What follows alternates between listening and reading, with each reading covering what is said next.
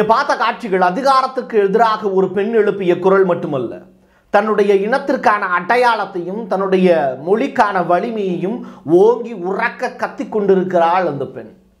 அவங்க மட்டும் கிடையாது, அந்த இனத்தில் இருக்கக்கூடிய மாவோரி அப்படிங்கிற அந்த ஒட்டுமொத்த குழுவினுடைய அடையாளம் தான் அந்த பெண். அப்போ ஒரு இனத்துக்கு அடையாளம் என்ன?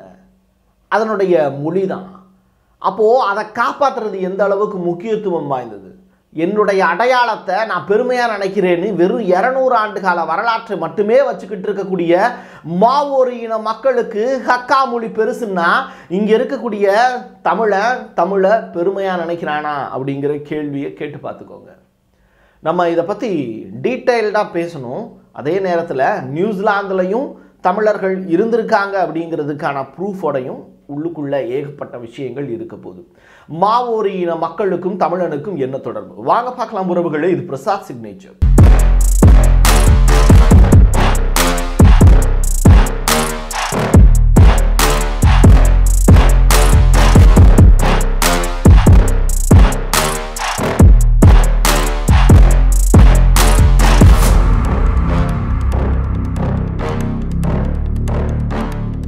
கூப்பாடு போட்டு கத்தக்கூடிய அந்த பெண்ணினுடைய குரலுக்கு பின்னாடி ஒரு கட்சி இருக்கு.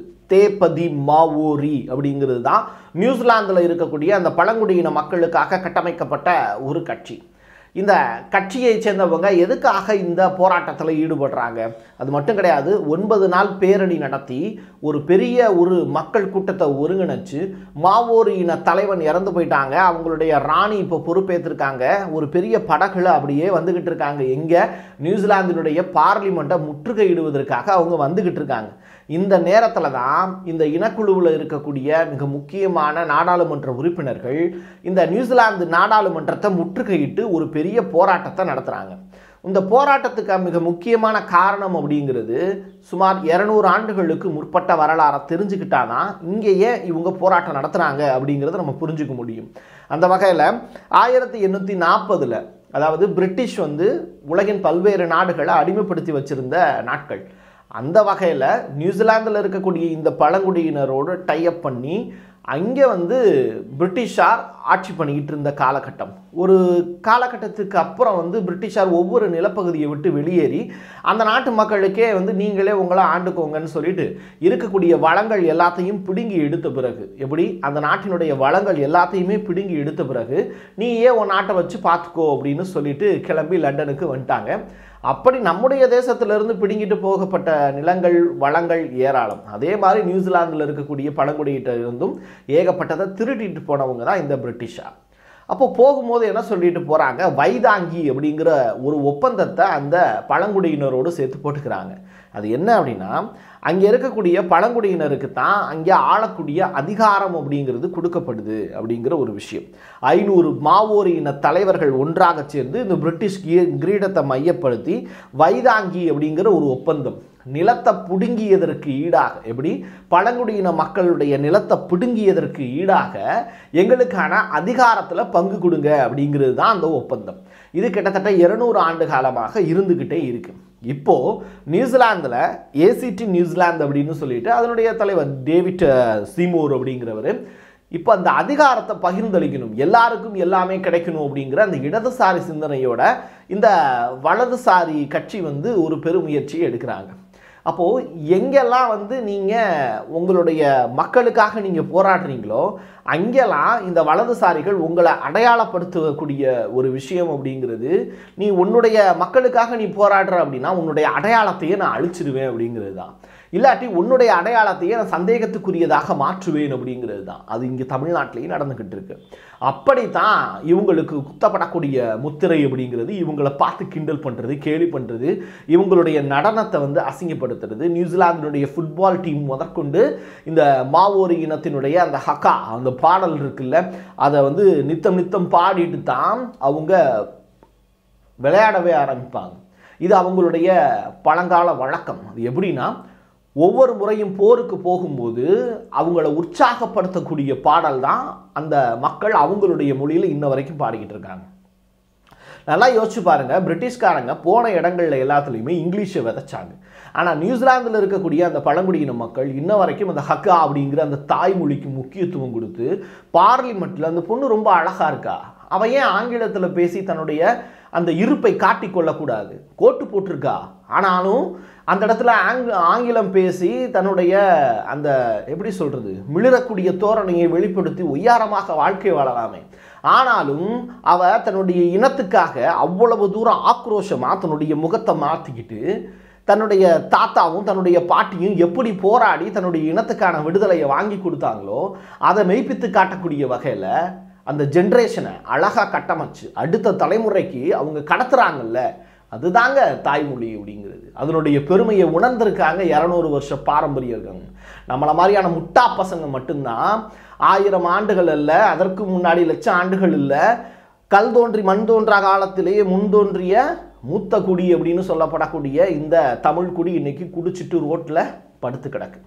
இப்படிப்பட்ட நிலைமைக்கு நம்மளை கொண்டு வந்து வச்சது ஆட்சியாளர்கள் அப்படின்னு அவங்கள குற்றம் சொன்னால் கூட உனக்கு எங்கடா போச்சு அறிவு அப்படின்னு உங்களையும் என்னையும் பார்த்து நீங்கள் உங்களை கேட்டுக்கோங்க, நான் என்னையை கேட்டுக்கிறேன். சரி, விஷயத்துக்கு வருவோம்.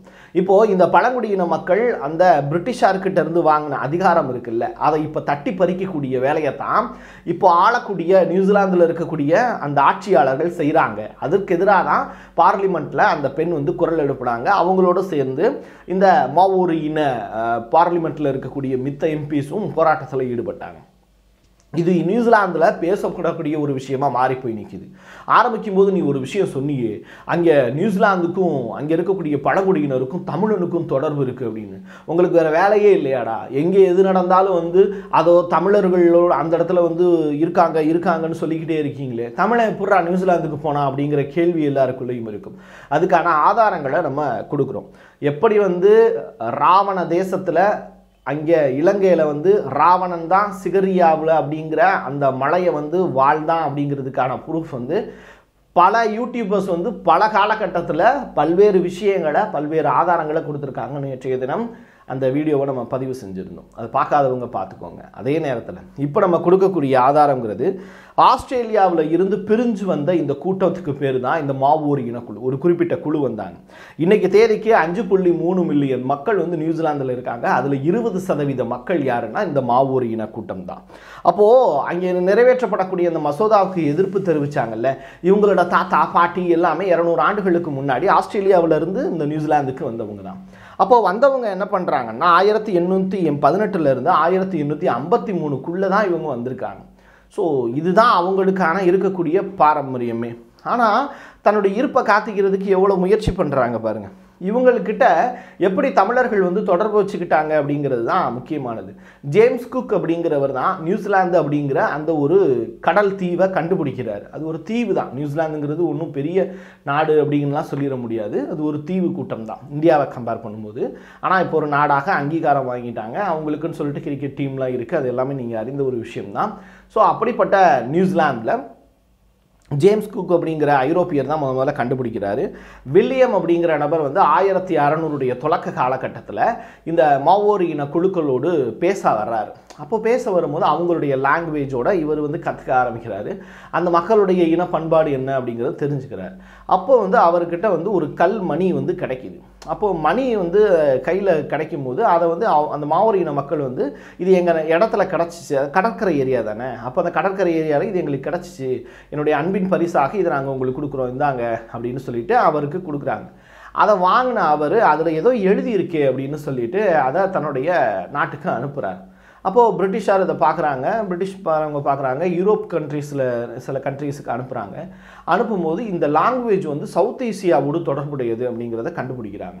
ஸோ சவுத் ஏசியாவோடு தொடர்புடையது அப்படின்னா அங்கே இருக்கக்கூடிய பழமையான மொழி எது அப்படின்னு சொல்லி தேடி பார்க்கும்போது அதில் எழுதியிருக்கக்கூடிய வார்த்தைகள் தமிழ் வார்த்தைகள் இருக்குது. அதாவது கந்தையா பிள்ளை அப்படிங்கிற நபர் தான் அதை கண்டுபிடிச்சி இப்போது டீட்டெயிலாக எடுத்து சொல்லியிருக்காரு.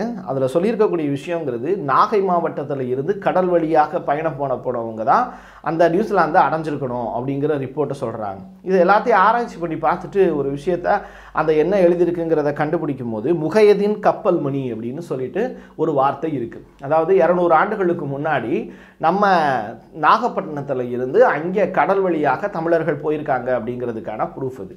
இது வெறும் 200 ஆண்டுகளுக்கு முன்னாடி மட்டுமே நடந்திருக்காது இந்த வணிகம். அதுக்கு முன்னாடியே வந்து ராஜராஜ சோழன் காலகட்டத்துக்கு முன்னாடியே, அவங்களுடைய தாத்தா பாட்டிக்கு முன்னாடியே வந்து இந்த வணிகம் அப்படிங்கிறது நடந்திருக்கு அப்படிங்கிறாங்க. ஸோ கடல் வணிகம் அப்படிங்கிறதுல தமிழர்கள் சிறந்து விளங்கினதுக்கு காரணம் அப்படிங்கிறது ஒரிசா பாலு அப்படிங்கிற நபர். இப்போ இன்னைக்கு அந்த மனுஷன் நல்ல மனுஷன் உயிரோடு இல்லை, ஆனால் அவர் கண்டெடுத்த விஷயங்கள் ஆமையினுடைய அந்த நீரோட்டத்தின் அடிப்படையில் ஆமைகள் வந்து ஒரு இடத்த வந்து எளிமையாக போய் ரீச் ஆகும். குறிப்பிட்ட தூரம் தான் அதோட ட்ராவல் பண்ண முடியும். ஒரு நாளைக்கு 20 கிலோமீட்டர் தான் ட்ராவல் பண்ண முடியும்.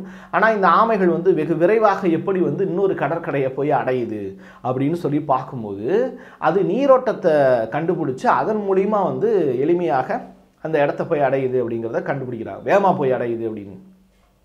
ஸோ தமிழர்கள் இந்த ஆமையினுடைய கடல் நீரோட்டத்தை மையமாக வச்சு அவனும் வந்து எளிமையாக கடற்கரையில் ஒரு இடத்துலேருந்து இன்னொரு இடத்துக்கு போகிறதுக்கான வாய்ப்பை வந்து உருவாக்கிக்கிறான்.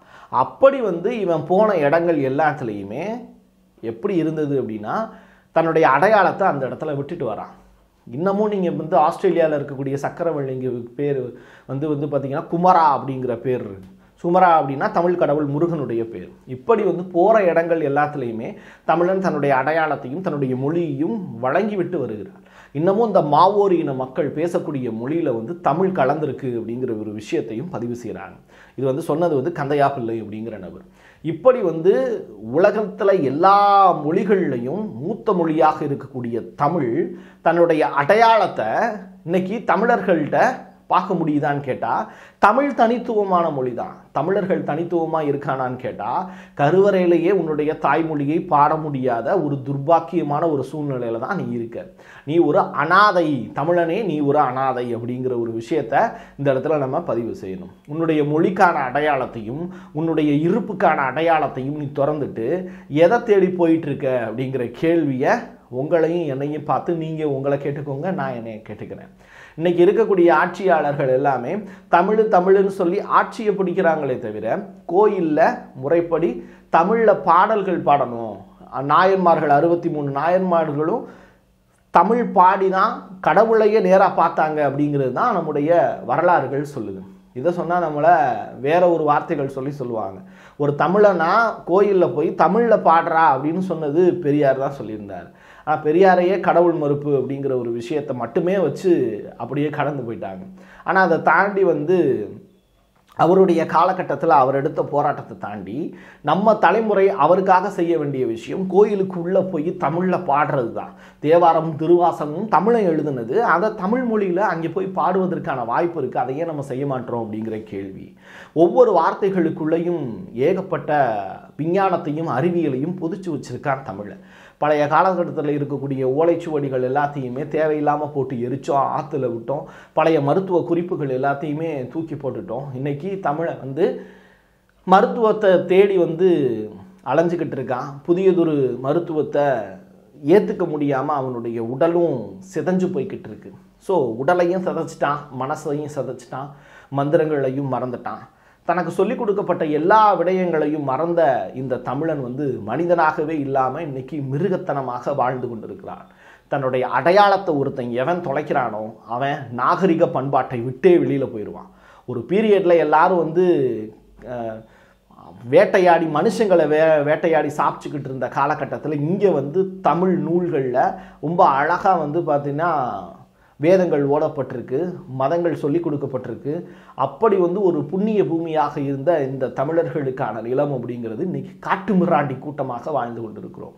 ஸோ நியூசிலாந்தில் இருக்கக்கூடிய இந்த மாவோரி இனக்குழுக்கு இருக்கக்கூடிய பற்று அப்படிங்கிறது இன்னைக்கு இருக்கக்கூடிய தமிழர்கள்ட்ட இல்லை அப்படிங்கிறது தான் இங்கே நான் சொல்லக்கூடிய விஷயம்.